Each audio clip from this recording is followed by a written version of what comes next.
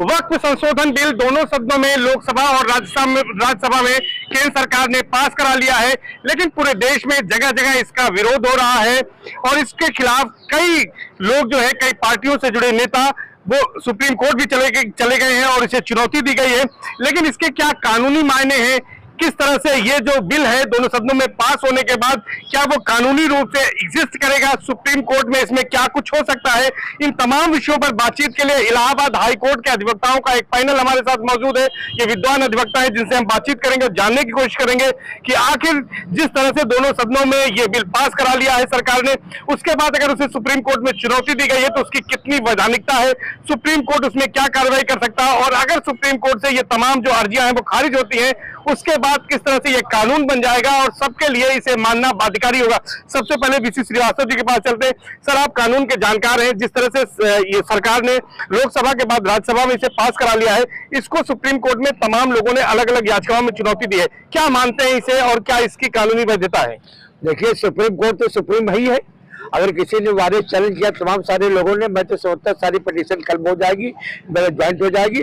उसके बाद supreme court देखेगी जो आपने बिल पास किया है उसकी वैधानिकता क्या है, कहीं कानूनी अड़चन में जो इरेगुलरिटी तो नहीं है। अगर इरेगुलरिटी है तो कोर्ट कह सकते हैं कि ठीक है, इस पैराग्राफ को, इस प्रोविजन को हटा दीजिए या इसको ऐसे जोड़ दीजिए, मॉडिफाइड कर दीजिए, या पूरी तौर से रद्द कर सकती है। अगर सुप्रीम कोर्ट ने सब देश को पूरी तरह से रद्द कर दिया तो जहाँ का मामला तो वही रह जाएगा। अगर सुप्रीम कोर्ट ने अगर इनको वायरस से चैलेंज किया, रद्द कर देगी, तो जो देश का कानून बन गया, देश में लागू बना, वो मानना होगा, सबको मानना होगा और उसका पालन करना होगा सारे लोगों को। सर, आपको क्या लगता है, आप लोग जानकार हैं, जिस तरह से दोनों सदनों में अब ये बिल पास हो चुका है, अब आगे सुप्रीम कोर्ट में चुनौती दी गई है, वहां पर क्या कुछ हो सकता है इस मामले में? देखिए, जब जहाँ कोई नया कानून आता है तो जब सुप्रीम कोर्ट में चैलेंज होता है तो उसमें basic structure of the constitution को देखा जाता है कि किसी व्यक्ति के या किसी जाति के या किसी धर्म के आस्था के साथ खिलवाड़ ना हो रहा हो।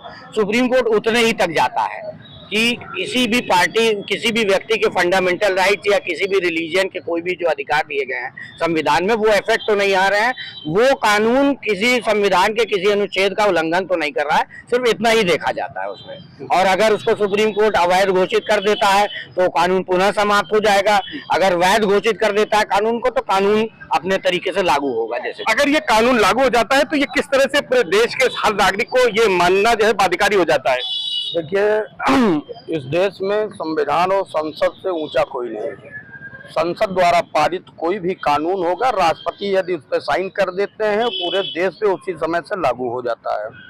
रही बात सुप्रीम कोर्ट चैलेंज करने के लिए, सुप्रीम कोर्ट इन्होंने चैलेंज किया, अगर उनको कुछ असंवैधानिक लगेगा तो जुडिशियल रिव्यू में उसको क्वेश्चन कर सकते हैं, और अगर असंवैधानिक नहीं लगेगा तो इनकी रिट पिटीशन खारिज हो जाएगी। भारत के प्रत्येक नागरिक को मानना पड़ेगा, तो कानून बन जाएगा। कानून बन जाएगा निश्चित तौर पर। महिला वकील हैं यहाँ पर सुनीता शर्मा जी, ये बताइए कि किस तरह से आप इसे देखती हैं, इस पूरे सिनेरियो को, जिस तरह से सदन में, दोनों सदनों में पास होने के बाद इसे चैलेंज किया है कुछ लोगों ने सुप्रीम कोर्ट में?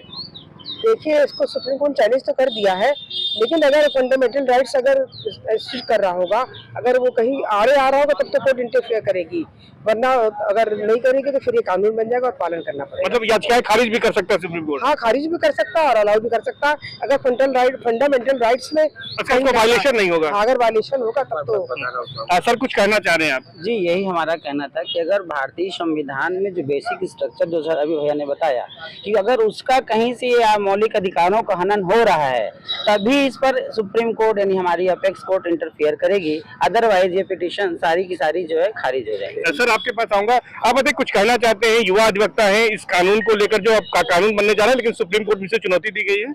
हम लोग इसके बारे में तो नहीं कहेंगे क्योंकि किसी जाति विशेष हमारा कोई मतलब तो है नहीं, और हम लोग अधिवक्ता समाज है तो हम लोग के लिए कोई सब लोग एक समान है। तो जो भी सुप्रीम कोर्ट में अगर पिटीशन फाइल की गई तो उनका फंडामेंटल राइट्स है, अगर उसको फॉलो करें। सुप्रीम कोर्ट ही डिसाइड करेगी, क्या कहेंगे सर इसको लेकर? अगर सुप्रीम कोर्ट इसको डिसाइड करती है तो हम सभी लोग को मान करना पड़ेगा, क्योंकि सुप्रीम कोर्ट हमारी सुपीरियर कोर्ट है। तो निश्चित तौर पर सुप्रीम कोर्ट, सर आप क्या कहना चाह रहे थे? भाई, ये कह रहा है कि सन 13 में वक्फ बोर्ड बनाया गया और वक्फ एक्ट बनाया गया सन 23 में। सवाल ये कि एक आर्टिकल है 21 इसमें कि आप किसी को भी जो है किसी प्रॉपर्टी या लाइफ से डिप्राइव नहीं कर सकते। अगर ये चल अचल संपत्ति मुस्लिमों की है, ये दान दी गई प्रॉपर्टी है, जो जनहित के लिए मुस्लिम भाई जो दान करते हैं वह प्रॉपर्टी वो मानी जाती है। वह प्रॉपर्टी को न तो बेची जा सकती है और न ही उसको हस्तांतरित की जा सकती है। लेकिन सवाल इस बात का है कि अगर मुस्लिम परिवार के लोगों ने किसी जमीन को डोनेट किया जनहित के लिए, तो अगर वह प्रॉपर्टी के रूप में वो दर्ज है राजस्व अभिलेखों में, वो तो बाद में माना जाएगा। लेकिन इसके अलावा यदि कोई जमीन राजस्व अभिलेखों में प्रॉपर्टी के रूप में दर्ज नहीं है तो निश्चित ही अवैध है। और अवैध संपत्ति को किस तरीके से बिल में ला करके ये रेगुलेट कर रही है संसद या सरकार, ये तो सुप्रीम कोर्ट एग्जामिन करेगी तभी तो पता चलेगा। सर क्या कहेंगे, फाइनल कमेंट क्या है आपका इस मामले में? फाइनल कमेंट हमारा है कि देखिए जैसे जैसे देश जब आजाद हुआ उसके बाद से काफी परिस्थितियां चेंज हुई और नियमता संविधान भी जब बना तो पूर्णतः उसमें कई जब जहां जहां पाया गया तो संशोधन किया गया। ऐसे ही बीच बीच में नए नए नियम और कानून लाए जाते हैं, जो बदलाव जो आता है। जैसे अब इधर काफी शिकायतें आई कि इन्होंने ये कब्जा कर रखा है, उन्होंने वो कब्जा कर रखा है, उसमें बताया कि ये उनकी थी, ये 20 साल से रह रहे थे, ये हमारी हो गई। उन चीजों को क्लियर करने के लिए सरकार ने एक प्रॉपर ढांचा तैयार किया कि किस तरीके से नए तरीके से इन प्रॉपर्टियों को संचालित किया जाए, उसका किसी एक वर्ग को न बेनिफिट मिले, उस वर्ग के सारे लोगों को उसका बेनिफिट मिले। जैसे होता क्या है कि जैसे हम रिजर्वेशन की हम बात करते हैं तो रिजर्वेशन में जैसे एक किसी वर्ग को मिलता है तो बीच में डिस्कशन आया क्रीमी लेयर का कि उनको मिलता है, तो वैसे ही इस वर्ग में भी है कि कुछ ही लोग उसको एंजॉय कर रहे हैं, तो सभी को मिले इसलिए कानून लाया जा रहा है। इसमें सबसे बड़ी बात यह कि इसके पहले भी संशोधन हुए हैं, लेकिन इस बार इतना विरोध क्यों हो रहा है, क्या लग रहा है आपको? देखिए, भारतीय संविधान के अनुच्छेद 368 में संशोधन का प्राविधान है और संसद को पूरा अधिकार है किसी भी कोई भी अनुच्छेद में वो संशोधन कर सकता है, लेकिन बेसिक स्ट्रक्चर को ये टच नहीं कर सकते हैं। आर्टिकल 13 जुडिशियल रिव्यू कहता है कि सुप्रीम कोर्ट उस कानून की वैधानिकता को जांचेगा। अगर वो संविधान के किसी भी नियम, कानून या बेसिक स्ट्रक्चर को क्षतिग्रस्त करता है तो उस कानून को असंवैधानिक घोषित कर सकता है।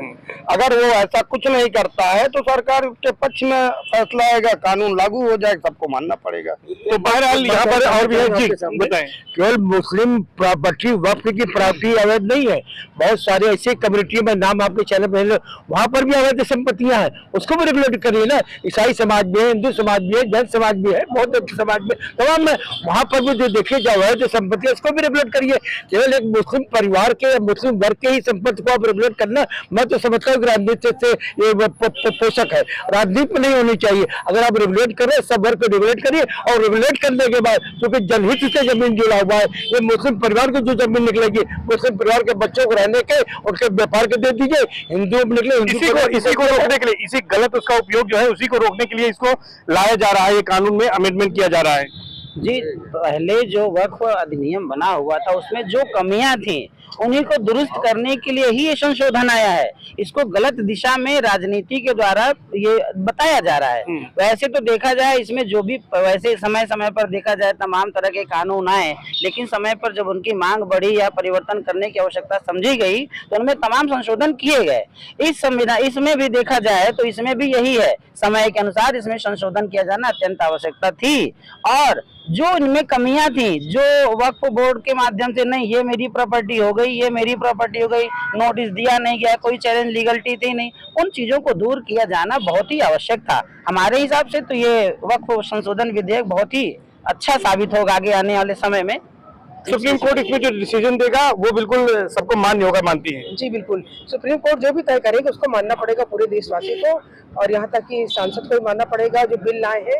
अगर उसमें कुछ कॉन्स्टिट्यूशन का अगर कहीं भी एक भी आर्टिकल अगर हिट करता है कि अगेंस्ट फंडामेंटल राइट्स है या अगेंस्ट कॉन्स्टिट्यूशन है, तब सुप्रीम कोर्ट उसमें इंटरफेयर करेगी। अगर ठीक से कानून बना होगा, संशोधन सही होगा तो सुप्रीम कोर्ट इंटरफेयर नहीं करेगी, इसको पालन करना पड़ेगा। तो निश्चित तौर पर ये मामला अब सुप्रीम कोर्ट में भी है और सुप्रीम कोर्ट में जैसा कि अधिवक्ता कल बता रहे हैं कि संविधान इस बात की इजाजत देता है कि जो एक्ट बने हैं उसमें संशोधन किया जाए, और इस मामले में भी अब कोर्ट जो निर्णय लेगी तो उस हिसाब से जो है ये कानून बन जाएगा तो सभी के लिए बाध्यकारी होगा। सर्वेश दुबे, न्यूज़ 18 प्रयागराज।